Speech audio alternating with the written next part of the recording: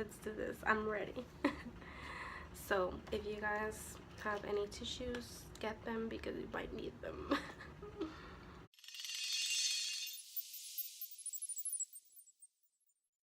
Hey guys, welcome back to my channel.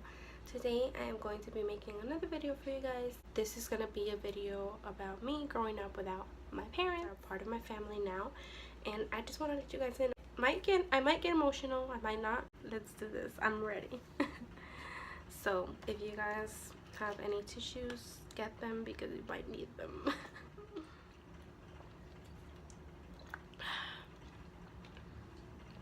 Okay, so I'm gonna start from the very beginning when my mom died. So when my mom passed away, I was 13 years old, and of course I was just entering my teenage years, and it was just horrible. It was just not good. It was the worst. We don't have family here. It's just me and my siblings and my dad, but my dad is not in the picture. He hasn't been in the picture for years now. I remember going, that's a whole other video, like how I found out my mom died and all of that. That's a whole other video. If you guys are interested in watching that, comment down below and I'll make another video on that topic. But this one's going to be specifically about me growing up without both of my parents, without my dad, without my mom. So when I was very little, my parents split up for personal reasons that I don't really want to talk about, but yeah, they split up. And so, you know, it was just my mom. She had 4 of us, and then my dad was doing his own thing out of nowhere. We have no family here whatsoever. No aunts, no uncles, nothing, no cousins. I don't know, at least not that I know of. And so when my mom passed away, you know, obviously we had a social worker and everything.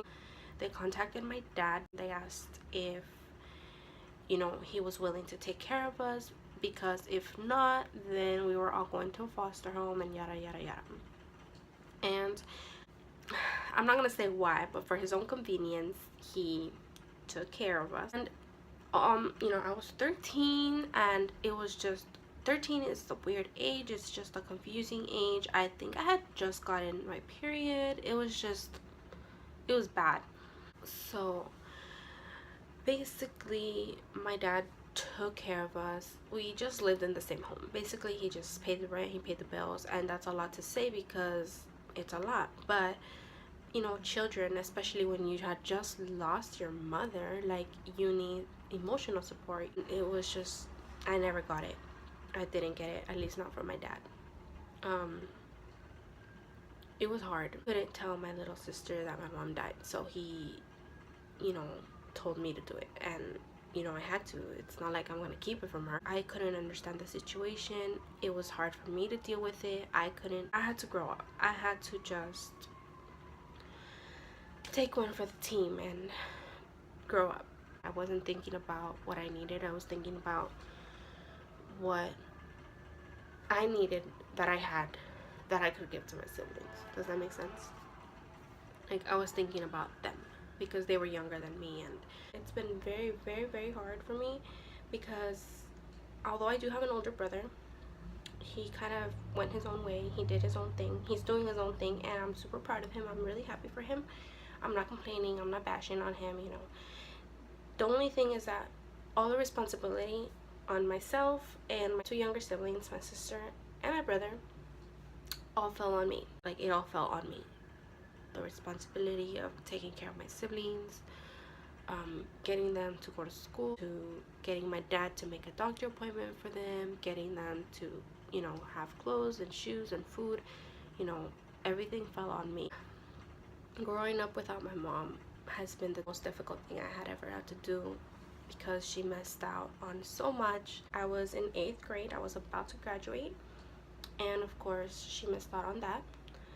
Not only did she miss out on that, but she has missed out on so much. Obviously, I am now 22. My dad doesn't drive and my mom never drove. I didn't know how or who was gonna teach me how to drive because we didn't own a car, obviously. I decided to buy my own car 2 years ago, and I taught myself how to drive. I didn't know how to drive when I bought it, but I taught myself. A whole lot has happened, and you know, sometimes I just can't help but break down. Me and my siblings, we are all that we have, so we've always been very close, and I love that. You know, of course, while you grow up, you know, you shift a little bit because you're creating your own families, you're starting your own families.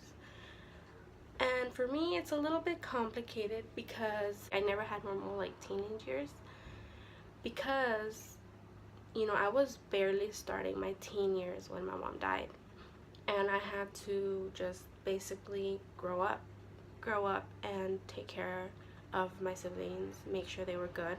I did work a few years with like a program from school. I would work weekends, and that was it. That was how I made my money. And I didn't necessarily, you know, pay bills or anything at home. My dad took care of that, thank God, because I wouldn't be able to do it. So I never really, I had a lot of friends, don't get me wrong. I had friends, I know, I still to this day know so many people, but my circle is very, very small. Being around people my age, it kind of annoys me because they do things that are really, to me, or really like immature and just, you know, but I don't judge them, I don't criticize them, because that probably would have been me if I wouldn't have grown up the way that I did. So I don't, you know, that's fine. You know, go out, have fun. Like, honestly, I love to have fun. I love going out, I love dancing, I love, you know, just hanging out with friends. I love doing that, but I have other priorities. It's not that I don't want to go out and party. Sometimes my friends, they tell me like, oh, like, let's go out, let's go do this, and I'm just like, I don't have money, I'm broke. And they're just like, why are you always broke? You have like 2 jobs or 1 job or whatever, because I was working 2 jobs and going to school, and they were just like, why are you always broke? And I'm just like, well, I have my own apartment, you know, I take care of my sister, I have to feed myself, I have to feed my family, you know, I have to do laundry, all these things, and bills and rent, and there's just so much that they don't understand because they're not living on their own. Obviously, once you have your own place, once you have your own family, it's completely different. And for me, it's always been that way. Like, I've always been like, my family first, my kids first. It's real life. And I always encourage my, you know, my friends to not take their parents, even my boyfriend, I encourage him not to take his parents for granted. You know, go visit them, go hang out with them, take them out. I wanted to just put this video out there because, you know, I don't want to get emotional. It just sucks that people look at, you know, they take one look at you, and because you don't have parents, they feel like you're automatically gonna go the wrong path, you're automatically gonna make wrong choices. But that's not necessarily true. Even though I did slack when my mom died, I've always been a good student. I was in the 8th grade, and you know, she died in January, and we graduated in like June, I think.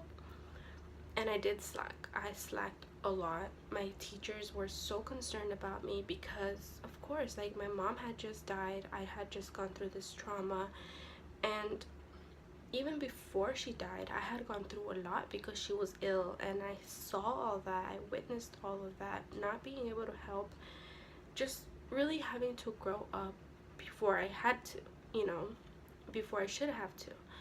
And that was very hard for me, and a lot of people don't understand that. You know, people look down on me because I don't have parents, because I don't have a family. I have my place, I have this family, my boyfriend, my sister, you know, my siblings, and that is it. And I kind of just, I cherish that so, so much. They mean everything to me because I worked so hard to get to where I am. I don't want to cry. Girl, you're messing up your makeup. Having people just walk all over me because I'm not afraid to be vulnerable, like I said on my other video. But some people take that as weakness.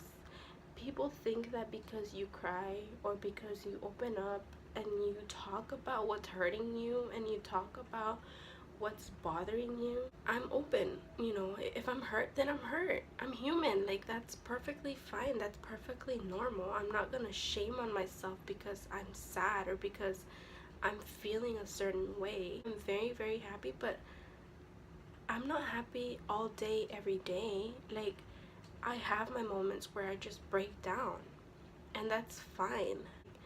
It takes a lot to be in my shoes, honestly. I want to make it clear, like, I'm not making this video for pity. I'm not making this video for anybody to feel sorry for me.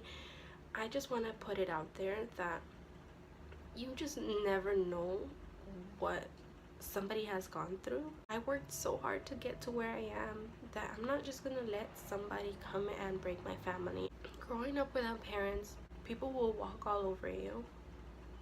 People will criticize you and judge you. And the reason why they walk all over you is because they feel like you have no other option but to put up with them, because you don't have the main source of your family to be there for you. There are so many things that people do that people do to me or have said to me that they think it's gonna hurt my feelings, or they think that it's gonna hurt me or change me or, you know, bring me down. They're so wrong. Lend a hand to anybody, because again, you just never know.